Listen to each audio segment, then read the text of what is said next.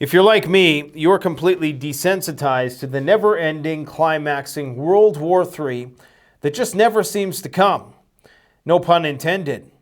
Throughout the evening, Russia endured the largest ever coordinated drone strike on its territory since the war began, and barely a whisper about this even in the alternative media, much less the mainstream media.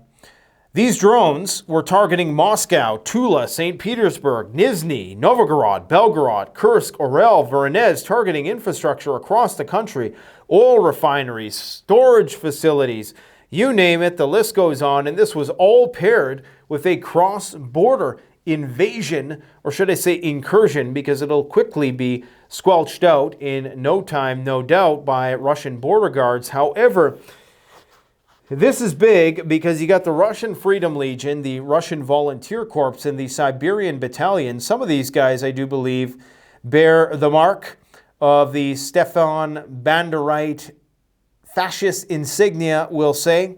They attempted doing this last year and they failed because, of course, they were put down rather easily. The Ukrainian government denies any involvement in this, but this is just, on the eve of the Russian elections, of course, the attempts here are to destabilize the elections. But all this is going to do, and this is why I think could even be a false flag, for all I know, there's cross-border skirmishes going on, there's gunfire being exchanged, so it's a real deal. Something's happening there.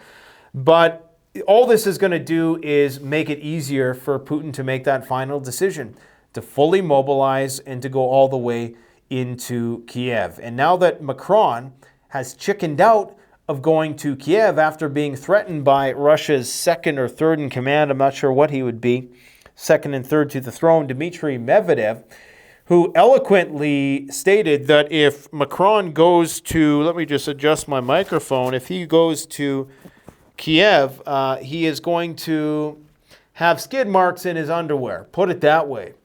So Macron canceled the trip. Now that's a pretty big statement for him to not go there, because that might mean that the time for all these visits to Kiev is over and that the Russians are about to make some major moves. France is so desperate that they're asking Arab countries to return weapons ammunition that was previously purchased from them. So they are scrambling. Apparently, Macron in France and their nuclear umbrella is going to be taking the lead on this whole thing. Things are just erupting all over the world. The Haitian government collapsing. You got the National Guard now being deployed in more states. A friend of mine was saying, maybe they're doing this because it's a dry run, and especially doing it in the New York subway. I understand where this is probably where a lot of the crime is being concentrated. But think about that for a second. If you knew that there was a nuclear war coming, or if you knew that you might have to turn up the emergency broadcast system and you had to deploy the National Guard, particularly in subways, places that people are going to retreat to when the crap hit the fan, then you'd want some sort of dry run. You'd want people to get accustomed to it. You want to test the waters with that level of martial law and totalitarian control to see how people responded. And of course, on the heels of COVID, we all have gotten very complacent and we're very easy to subdue, I would say, generally speaking. We all know the drill, the lockdown drill. Somebody said throughout the pandemic, I recall, that maybe this whole thing was just a dry run for how they're going to lock it all down when the big war begins. I think it was more than that and much more complicated, but I think you get the gist of it. Everybody is preparing for the big one that just never seems to come, like I said at the beginning of this video, but it most certainly has to come at some point because nobody has that kind of endurance. Not even Vladimir Putin has the staying power to be able to have the patience to not utilize the option which is right there for him to use this late in the game. Eventually, I think he's going to cave and we're going to see some sort of nuclear detonation. At least that's what a lot of Russian pundits think. Polish leadership is warning its population that they need to prepare for the worst Those are the exact words of Polish Defense Minister, a name I'm not even going to pronounce because, no, my Polish friend did not write this in phonetic terms for me. This is information I had to source for myself today. But this was echoed by the Prime Minister of Poland, Donald Tusk, who says that the post-war era is gone and that now we live in a different time. And this is the pre-war phase, not the peri-war phase. This is the pre-war phase. So imagine what war is going to look like if you believe the numbers coming out of Ukraine and Russia and Gaza and the situation that's erupting in Lebanon right now. As we speak, they're lobbing hundreds of rockets into Israel. You have the Houthis doing dry runs of targeting Israel's strategic sites, their nuclear sites. I mean, all hell is about to break loose. Lukashenko, the Belarusian president, is also imposing temporary restrictions on civilian movement on public roads. This comes just a few hours after Poland said that some NATO troops are already operating inside Ukraine. The Belarusian president also has fired numerous ambassadors to 6 countries. So we have an intelligence crackdown on ambassadors to Germany, Sweden, Denmark, Kyrgyzstan, and Finland. They got the boot, okay? So this is not good. Look, in hindsight, all the people who call us crazy right now, they're going to look back and they're going to realize and acknowledge that every single box that needed to be checked to substantiate the conclusion that war was imminent will have been checked. All the premises, the sufficient premises are there to justify the conclusion that war is imminent. I mean, think about it. You have attacks on a nuclear superpower that are ramping up and escalating by the day. I recall that a year ago, Ukraine was planning on having thousands of these drones that we're now seeing going into Russia on a daily basis. You have mobilization at the borders. You have massive deployments and concentrations of NATO troops along the borders. Today, you had more training of F-35s launching from highways. There's pictures of it, okay? As I said, you got attacks all throughout Russia. You have the strategic distribution of military assets. So those F-35s, which of course will be armed with nuclear weapons, are being deployed and spread out all across the front. You have logistics corridors being established. You have all of this happening around a Russian election. You have the Polish government going to Washington for a very important emergency meeting. You have the expulsion of diplomats. You have cyber attacks on the Russian MOD, cyber attacks in Belarus. You have cyber attacks on France. You have conventional weapons depletion happening across the front line. And of course, as conventional weapons stocks dwindle, that is when you have to look over at that massive pile of nuclear weapons over there and say, why can't we just use one? And once you open Pandora's box, there ain't no way to put it back. And that's why France is begging Arab countries to please give us the weapons back that we sold you. We need them because now our leader got us into a bit of a pickle. So, as I said, the Belarusian Ministry of Defense is imposing restrictions on civilian movement. This is the same thing that's been happening in the eastern parts of Poland. So it's appearing as though we could see something flare up, and definitely we could see that border between Western Ukraine and Poland operationally cease to exist. In Lithuania, they are calling for the placement of troops in Ukraine. In the Czech Republic, they are echoing the same. He said the same thing today. He said there's no international law that prohibits NATO troops from entering into Ukraine in any capacity, much less a peacekeeping capacity. They're in Lithuania, they're looking at a return to full military conscription and service. They're asking for air defense, and they're expelling Russians who turn up to vote and vote in the Russian election that is in the next couple days. And if you don't have the proper identification, you could potentially be expelled back to Russia, which for Russians at this point in Lithuania might not be a bad idea to reconsider your place of where you're located. And F-16s are also being discussed as to how they're going to be deployed. They're saying that the only way they're going to be effectively deploy them inside Ukraine is if they take out the AWACS planes, the A-50s, the Russian A-50s, which they claim to have already destroyed 2. And I'd say there's pretty good evidence to support that at this point, because these are the ones that relay the information and allow these planes to be targeted by Russian air defense. But realistically, what's going to happen is it only takes one F-16 to enter the fray for this whole gray zone that is the western border of Ukraine to completely deteriorate and for the situation to quickly unravel. Because if I were the Russians, of course, I would presume that these planes were being launched from Romanian and Polish airstrips, because where else would you launch them in Ukraine? They just don't have the airstrips there to facilitate these, as far as I'm led to believe. I presume that they've mostly been destroyed. They need to be maintained. And so there's rumors now that they're only going to get 6 instead of the initial 45. That is right away. But even if you only had 1, the Russians don't know if that's a Polish F-30 or F-15, F-16. Geez, it's late, guys. Sorry. A Polish F-16 or a Belarusian F-16. So right when one enters the war, it's a whole new war at that point in time. Russia is also opening polling stations in Transnistria. Looks like my camera is about to overheat. So if this video cuts off, I apologize. I'll make it up for you later today. F-35s, as I indicated, are training from highways in the Hanki 2024 exercise in Finland.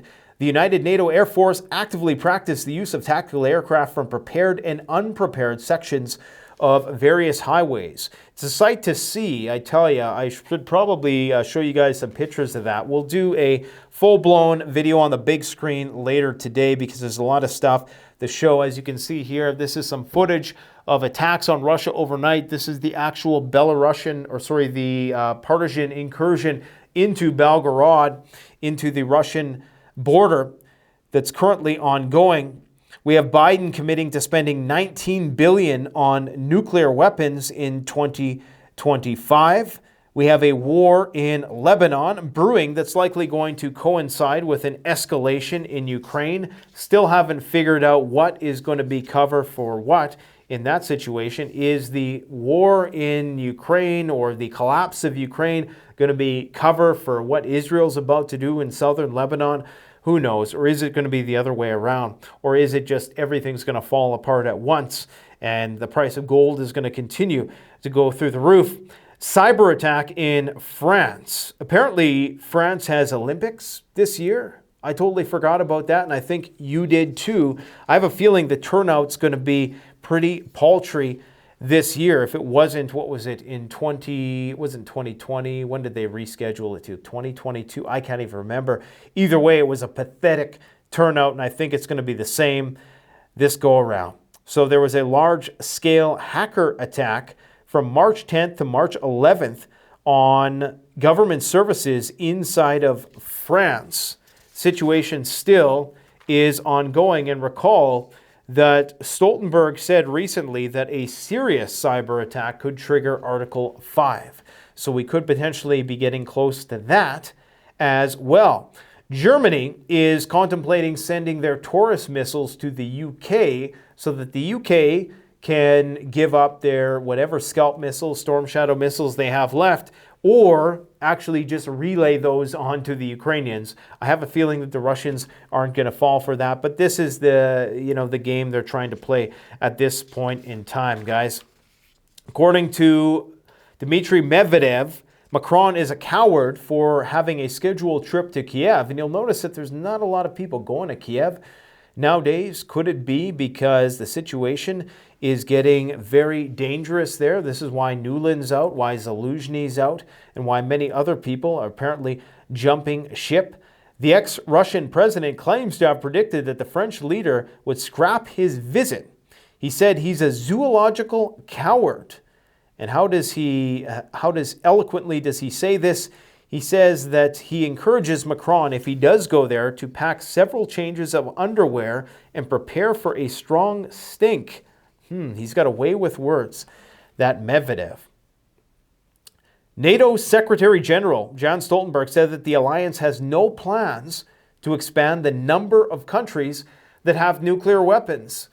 If you have an F-35, you have nuclear weapons, and you're a nuclear target. So any country that has the ability to deploy nuclear weapons, be it by a ground-based system or by air, is going to be a nuclear target. Because think about it, it's as simple as trucking one in and putting one on a F-35 in Finland or a Gripen fighter jet in Sweden or wherever it is, and that's all it's going to take. So if you have the delivery system, and I'm not saying that the Gripen fighter jets have the capacity to do that, just as an example, all you need is the deployment system, is what I'm saying. That's the main thing. Once you have that, you're already on the target list. So, you know, it almost incentivizes people to get them if they already have the means to deliver them. And for all we know, all of this talk about who has nukes, it could all just be, you know, complete nonsense. And there could be countries that have nukes and the Russians know that they have nukes, and this whole intelligence game that I've talked about on the channel before, where the other side knows exactly what the other side is really up to, but they don't want to let on that they know because they don't want to give up their sources. So they want to just kind of pretend that they don't know. They play dumb so that the other side will walk themselves into a trap. There's definitely a spy game going on here, folks, and it's something that we, of course, have to continuously try to decipher to the best of our capability. But the best thing that you can be doing for all practical intents and purposes is just keep on prepping, keep on leveling up in your preparedness planning. I've made some very big moves lately, and we're going to talk a bit more about that in the coming days and weeks ahead. It's pretty exciting, to be honest. Be finally taking this step, we'll say. Okay, I'll just leave it at that. I was going to today talk about an article written by Sergei Karaganov, and I guess now that I've talked about the news, I don't have to worry if my camera overheats and shuts off. So if you miss this part, that's fine. We'll talk about it later if it cuts off. But Sergei Karaganov is a Russian pundit who, I think he's a political scientist, and he has this idea that if the Russians don't use nukes immediately in some capacity, even just as a test, that this war is going to escalate to the point, and you're going to open Pandora's box, and you're going to have to use a lot more nukes. So he is the proponent of the escalate to de-escalate strategy.